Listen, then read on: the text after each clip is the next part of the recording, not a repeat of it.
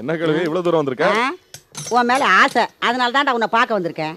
இந்த எகத்தால பேச்சு உன்னை விட்டு போகாத. சரி சரி சொல்லு, செலவு பணம் ஏதாவது வேணுமா?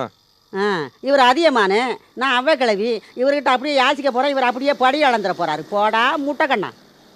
இதை பாரு கிழவி, நீ ரிட்டையர்டு கேஸு, உனக்கு பேச ஆரம்பிச்சா நிறுத்தணும்னு ஒன்றும் அவசியம் கிடையாது. ஆனால் நான் அப்படி இல்லை, நிறையா வேலை இருக்கு. மேட்ரு சொல்லு. அடே, உங்கள்கிட்ட ஒரு முக்கியமான விஷயம் பேசணுப்பா, அதுக்காக தான் வந்தேன். வா இப்படி வா. அடே, உலகத்தில் உள்ள மனுஷங்க மாதிரி தான் நீயும். உனக்கும் அந்த ஆசாபாசங்கள் இருக்கும்னு நான் நினைக்கிறேன். என்ன வளர்ற? அடே, அடிமுட்டாளானாலும் முரடனா இருந்தாலும் பொண்டாட்டி பிள்ளைங்க மேலே பந்த பாசம் உள்ளவனா இருப்பான்டா. நீ முட்டாளும் இல்லை, முரடனும் இல்லை. யாராவது சொல்லி கொடுத்து வந்து பேசுறியா? வாய கழுவுடா. எனக்கு சொல்லி கொடுக்க கூட இந்த ஊரில் ஆள் இருக்காங்களா? எனக்கு தெரியாது நியாயமா? அடே, எனக்கும் இத்தனை வயசாகுது. இந்த உலகத்தில் நான் எத்தனையோ பேரை பார்த்துருக்கேன். ஆனால் இந்த சரோ பொண்ணு மாதிரி ஒரு நல்ல பொண்ணை நான் இது வரைக்கும் பார்த்ததே இல்லைப்பா. அவள் குணத்துக்கு உங்கள் குடும்பமே அவளை கோயில் கட்டி கும்பிடணும்ப்பா. ஆனால் அவள் தினம் உங்கள் வீட்டில் வெந்து வெந்து நொந்துக்கிட்டு இருக்கா. இதை சொல்கிறதுக்கு தாண்டா உங்ககிட்ட நான் ஓடி வந்தேன். என்ன விஷயம்? எதுக்காக இதெல்லாம் பேசிட்டு இருக்க? ஏப்பா, பொம்பளைங்களுக்கு தலைப்பிரசவங்கிறது மறுஜென்மப்பா. அதுலேயும் ஓன் சம்சாரத்துக்கு இது முதல் பிரசவம். ஓன் குழந்தை அவள் வயிற்றுல தாங்கியிருக்கிறா. இந்த நேரத்தில் தாண்டா அவள் சந்தோஷமாகவும் அமைதியாகவும் இருக்கணும். ஆனால் உன் குடும்பத்தில் அவள் எங்கே சந்தோஷமாக இருக்கிறது, அமைதியாக இருக்கிறது? இப்போ அவள் வயிற்றுல இருக்கிற பாரத்தை விட மனசில் இருக்கிற பாரம் தாண்டா அதிகமாக இருக்குது.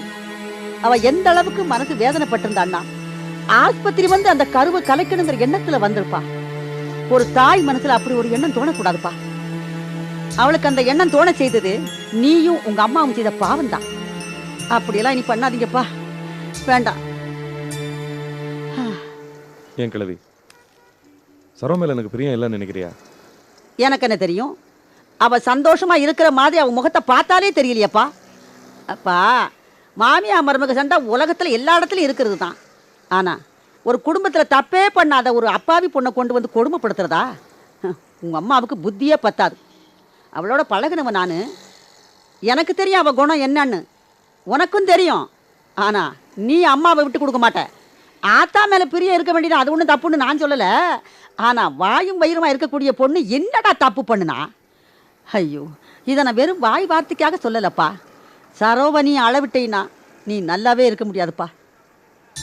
சரோ நேத்து வந்தவ, அவளுக்காக நான் பேசல. அவ என்ன அள்ளியா எனக்கு கொடுத்துடுறா? இல்ல, அவளோட நல்ல மனசு இருக்குது பாரு, அந்த மனசுதான் என்ன பேச வச்சது. அவளை இனிமே கண்கலங்க விடாதப்பா. அவ மனசு நிறைஞ்சாதான் நம்ம குடும்பம் விளங்கும். பெரிய மனுஷிப்பா, நான் சொல்றேன்.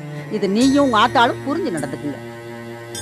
சரி கிழவி, நீ சொல்றதுல நியாயம் இருக்கு. நான் பாத்துக்கிறேன். நீ கிளம்பு.